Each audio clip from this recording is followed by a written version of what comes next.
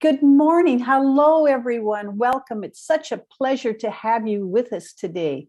I'm Jill Ingalls, and I'm a spiritual practitioner for the Center for Spiritual Living, White Rock. Thank you for joining us today. Now, if you wish, I'd like to have you join me in just taking a moment to just breathe and take in this moment and turn within.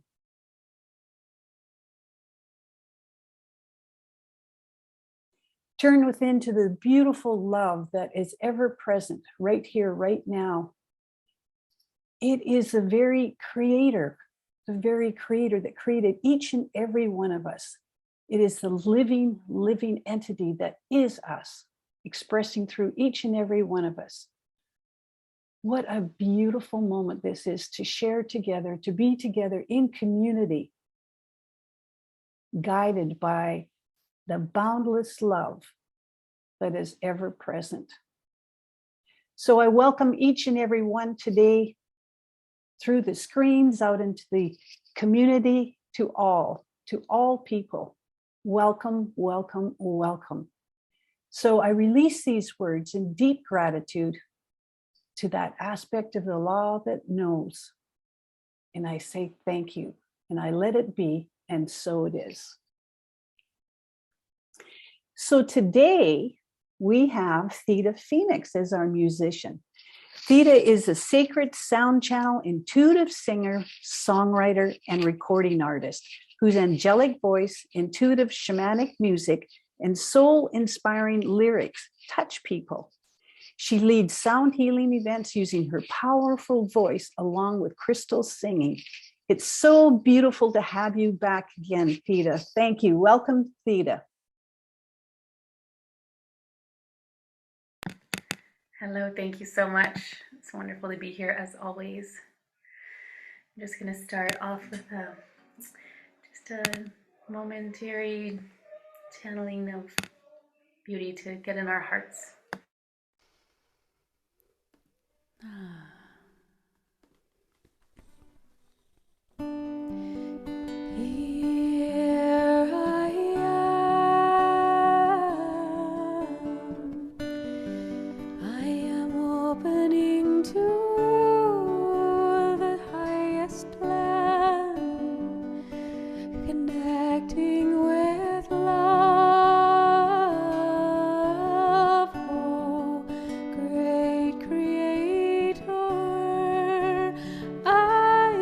So great.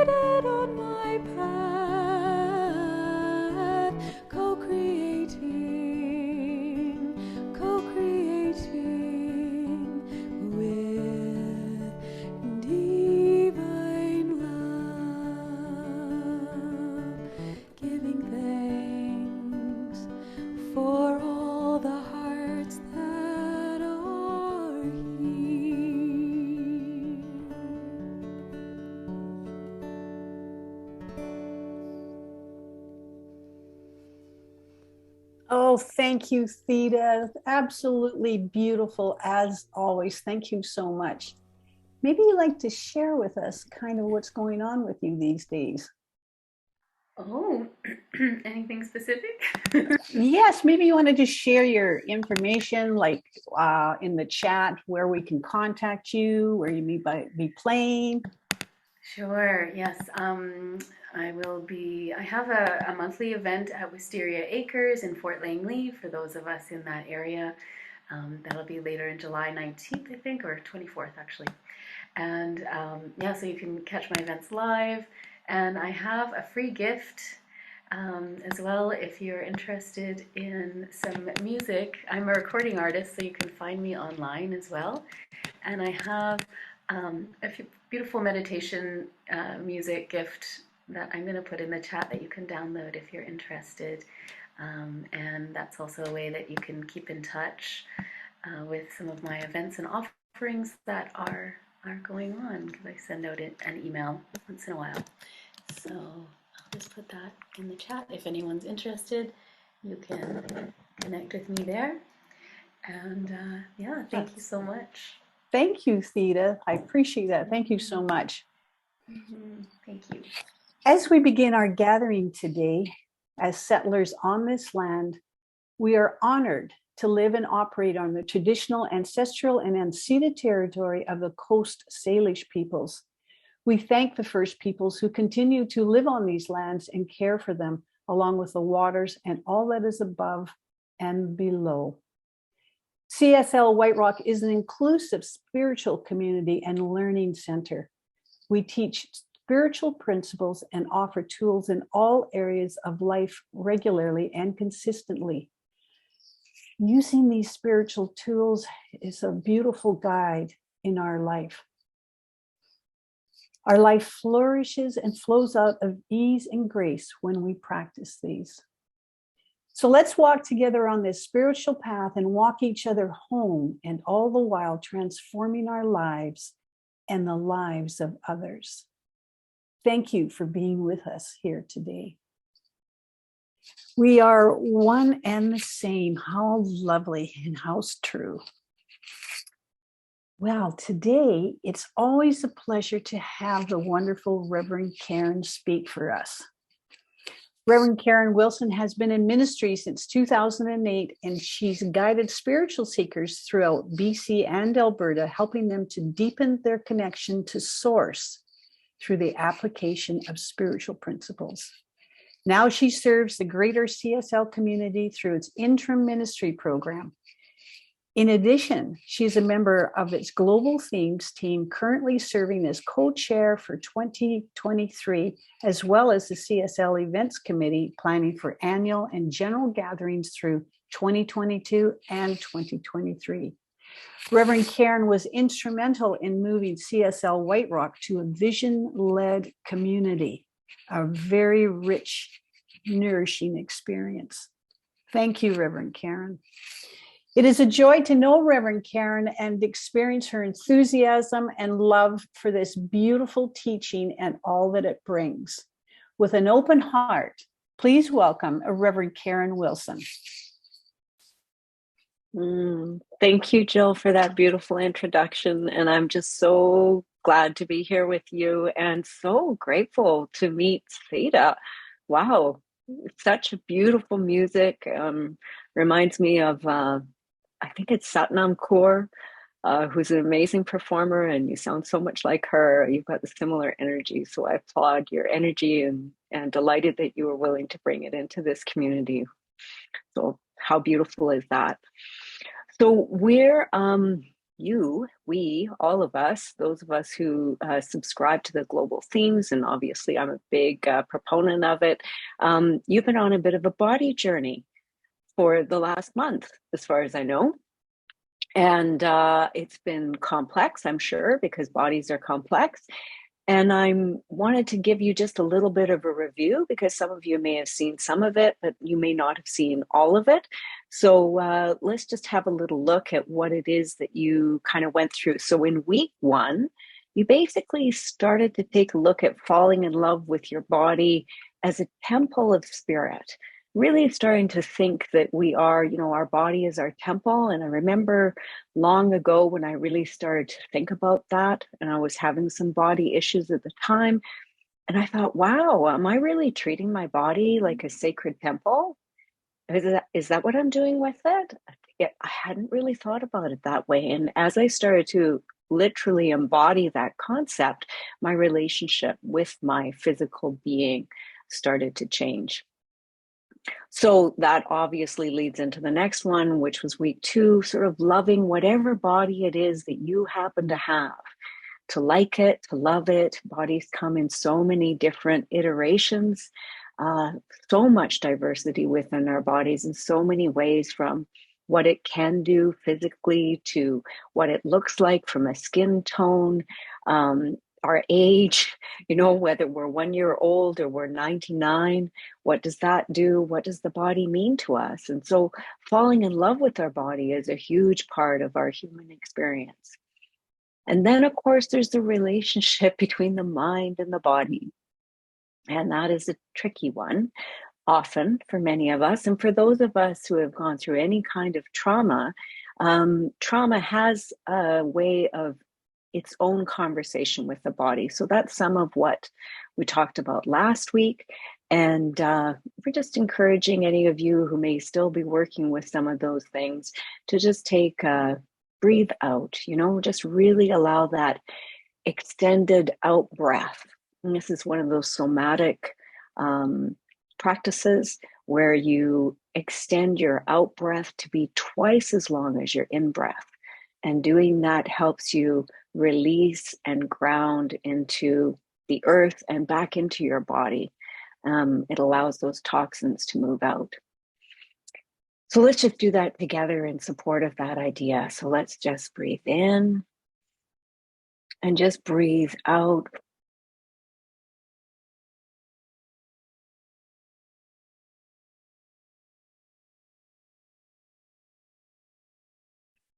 And you may notice when you come back to your breath that when you do that extended out breath, your in breath becomes actually deeper. So you're supporting yourself in 2 different ways. So this week, what we're talking about is the one body. And this is sort of the whole idea about the body being a living communication device that's directly connected to source. Instead of getting into this idea of we are mind and we are body sort of cut off, which is so often what happens to us, I think, especially in Western society, we cut ourselves off at the head. We want to have that body integrated. So as we move into the concept of the one body, and Theta's music sort of touched on some of this, we start to see that we are more than the sum of our parts. And we start to begin to recognize the beauty that is already inherent. We're not thinking about it anymore. We are living it and embodying it. What that can mean is that we start to almost act, our body, if you think about it from a metaphorical point of view, we start to act almost like a symphony. If you've ever gone to, the Orpheum or something like that, or listened to a symphony, but particularly if you've seen a symphony performed live, it's astounding how many pieces there are. The violin section can have maybe 5 or 8 people just doing violin, and there's not one, there's 2 different types of violins. And then you've got the piano, you've got the percussion, you have all of this, and it's all together working in harmony to support each other in this one body called the symphony. Science has done an incredible job, really, of bringing us into a greater understanding of our internal symphony. The way that we can now see tiny, tiny, minute little cells all the way to larger, let's call them infrastructures, right? Like lungs and the heart that beats us. And then, of course, our brain, all of these things working together. And then there's that part of us, which is the unseen, which is that amazing spiritual part of us that not anyone in science, but large numbers of scientists recognize that there is this something that we have yet to really be able to discover and may never discover, and doesn't even matter. We just know that it's there, and it is that unifying principle, that essence, that source that is already deep, deep within us. And somehow it just knows how to communicate. It knows how everything works. So I'm not thinking about moving my hands. I'm not thinking about how does my voice work to be able to have these words come out. It's just happening as I have that integration between my mind and my body. It's truly miraculous, truly a miraculous experience. And so this idea that we have a body, our physicality that is here for us. And yet there are times when we feel like our body is not really for us. Something happens and we, stumble in some kind of way, physical way, not metaphorical, physical way, and something perhaps breaks. I had an opportunity to meet somebody yesterday who said that I saw her and I'd just seen her like 2 or 3 weeks ago, and healthy, whole, complete, all of that. And this time she had a brace on her leg, and it turned out that she'd fallen in the bathtub. What's interesting is that she got out of the bathtub, believed wholeheartedly that she had a sprain, but the pain was not going away. And so eventually she listened, the communication piece, to her body. And lo and behold, she goes to the doctor and she finds out she'd broken her leg in 3 places. 3 places. And so now they're in the point of fixing that leg. Science is miraculous. So here's another story, which I also find interesting. This is my partner who, back in January, tore his Achilles tendon. And even though it was a complete tear, the body is such a miraculous thing that without any surgery at all, the little parts that are his Achilles tendon slowly, carefully, and with determination found each other and knit back together.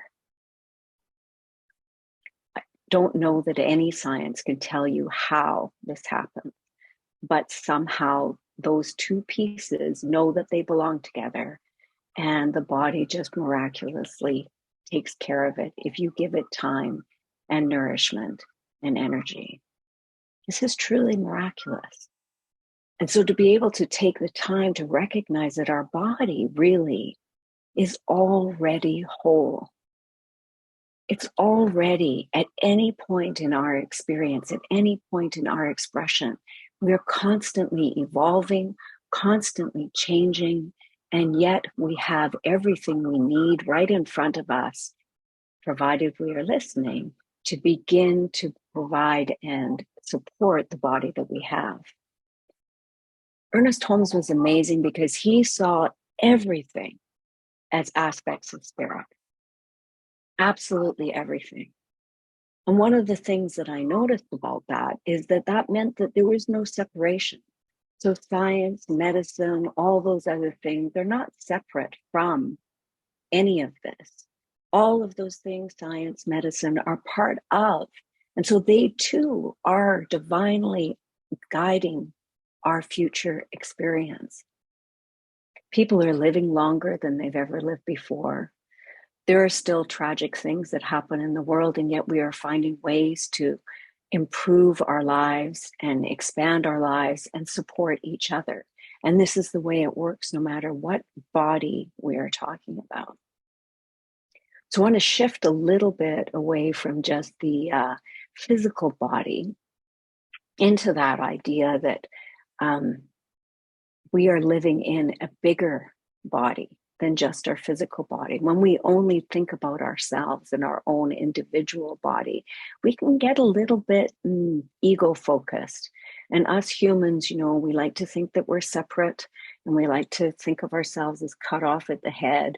In fact, way back in the Renaissance era, there was this idea of the body politic, and very much the head was the body, and that head was usually male and a king, etc. So there was this top-down idea of the body politic. But again, it was a body. So we can get caught up in thinking that we know it all. But if we look and drop away from our individuality and our firm grip that everything is possible and we actually know everything, we can start to see that we're actually one piece of an even bigger body. I know you and White Rock are engaged in a lot of conversations around the idea of community.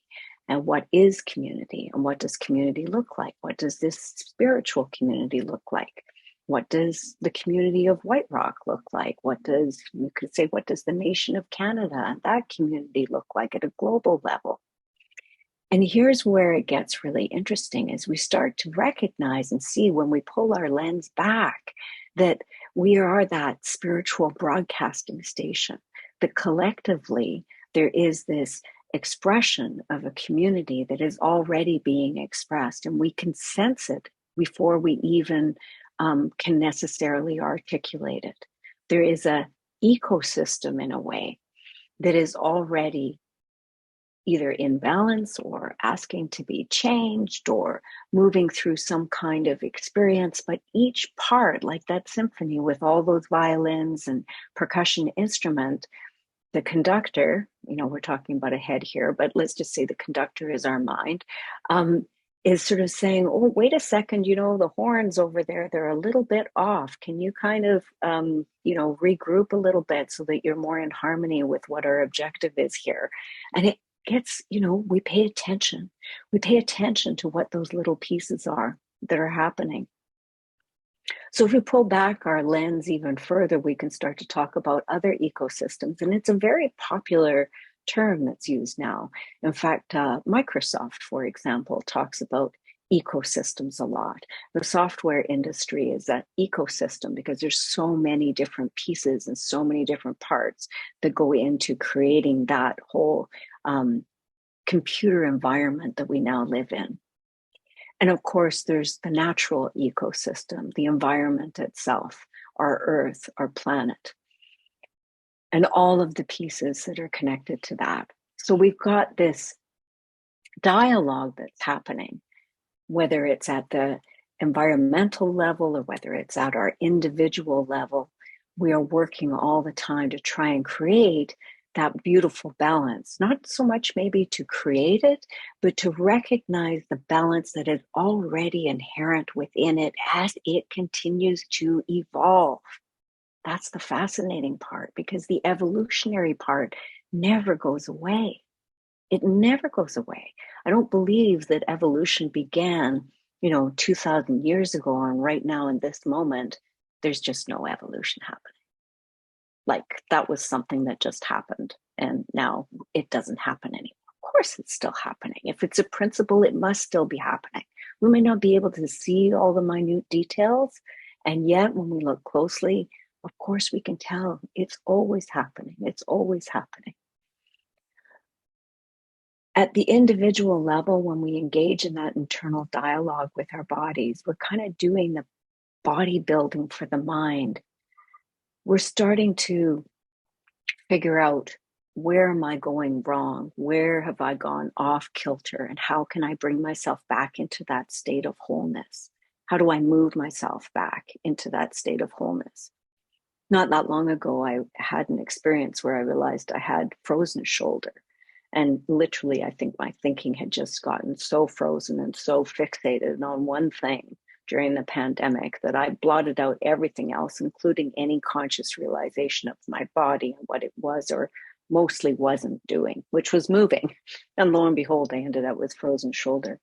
And so this year I've been very much focused on the body, very much paying attention to what my body is asking for, and really trying to refine all those tiny little tweaks. Am I paying attention to what it wants in terms of food?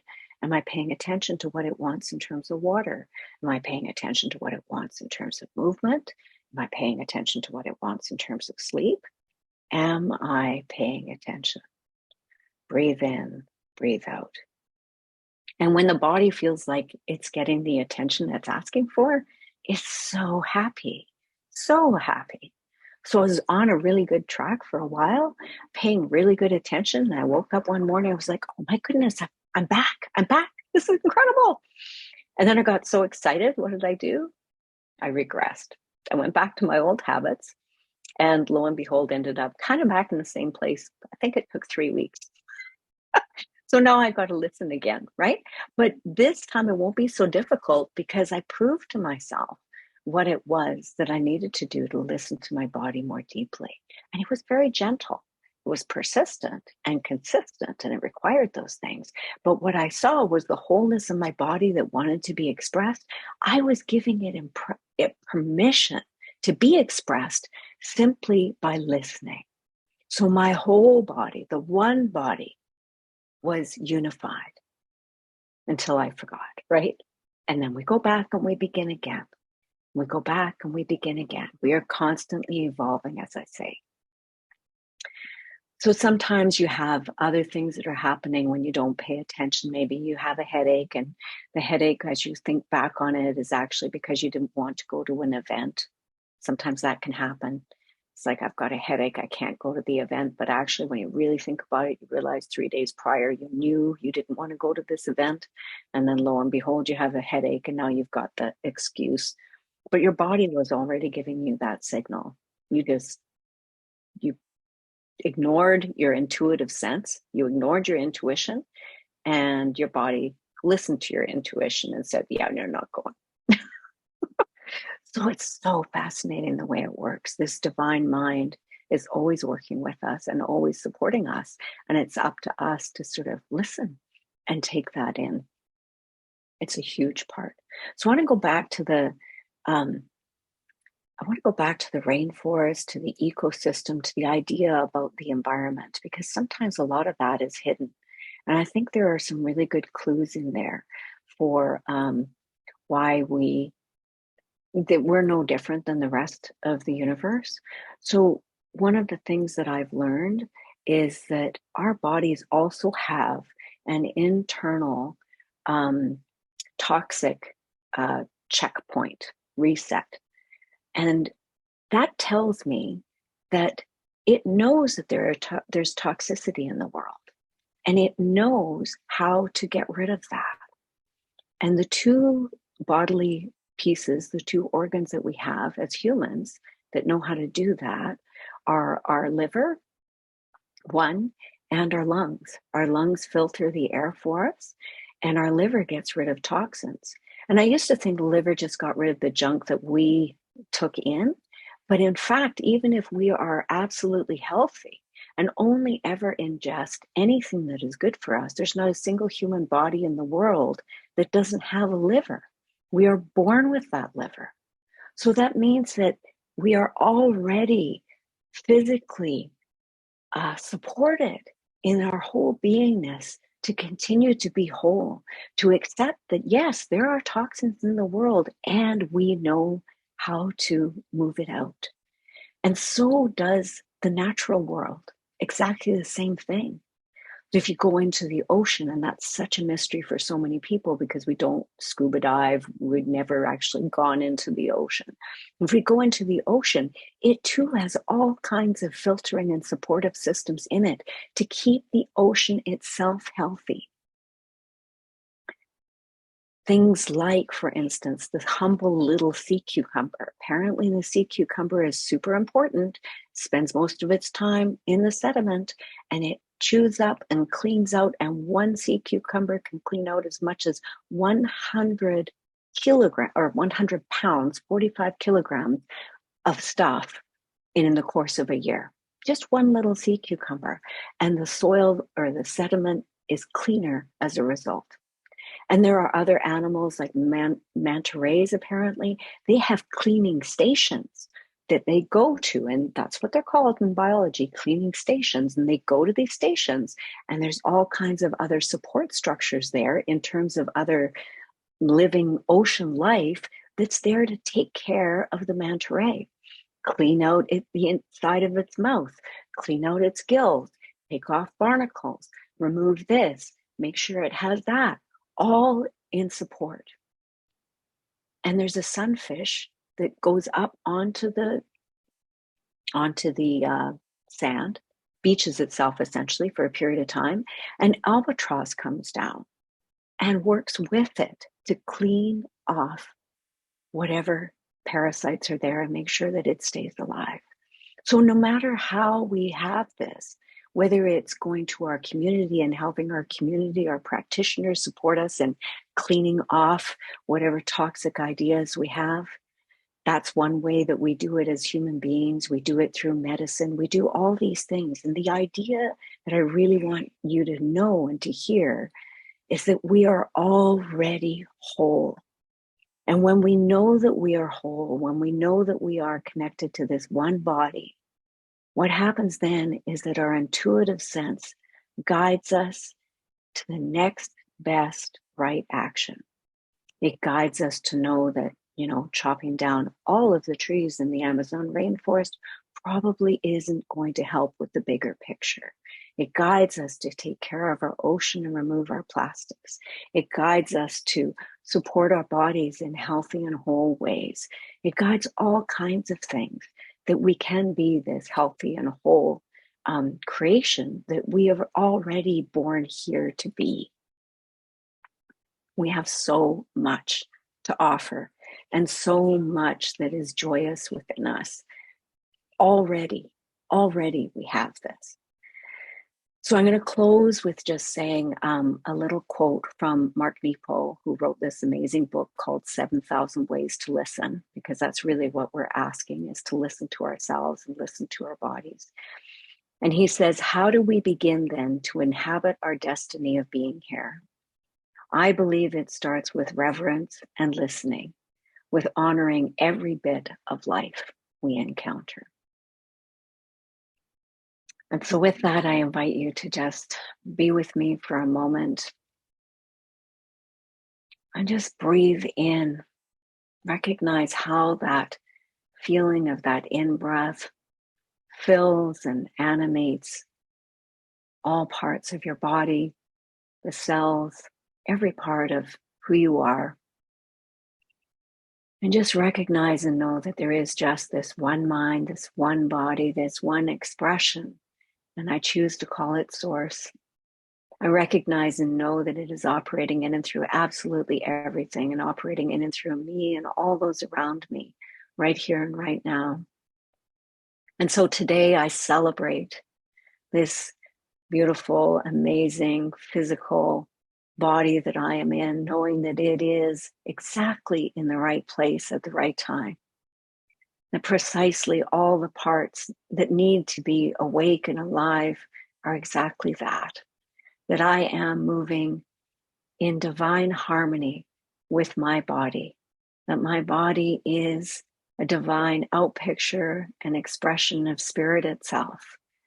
I know this to be well, and I see this to be true of all those around me. I celebrate and support spirit as it lives in and through this physical essence, this physical beingness, knowing that all is one, that all things are happening, and that we are divinely connected. I celebrate this. I am grateful for this, and I allow it to be so because it is. And together we say, and so it is. Gratitude. The law of circulation is in constant movement, giving and receiving. The more good that is given, the more good that is received as a demonstration. This is how the law works. The richness and abundance of life naturally unfolds as our experience, and for this, I am deeply grateful. If you are comfortable, I invite you to place your hand on your heart and take a breath of gratitude. This beautiful, boundless place. When thinking of gratitude, I recognize the unlimited love and spiritual abundance that is available to all of us. As we continue to learn, to grow, and live by this beautiful teaching, we become more and more aware that we are divinely guided. We are divinely guided to love more and to be more. Love becomes richer and richer as our hearts open and our journey of self-discovery. With an open, loving heart, we give thanks for all the gifts that life continuously demonstrates in our lives. And so it is.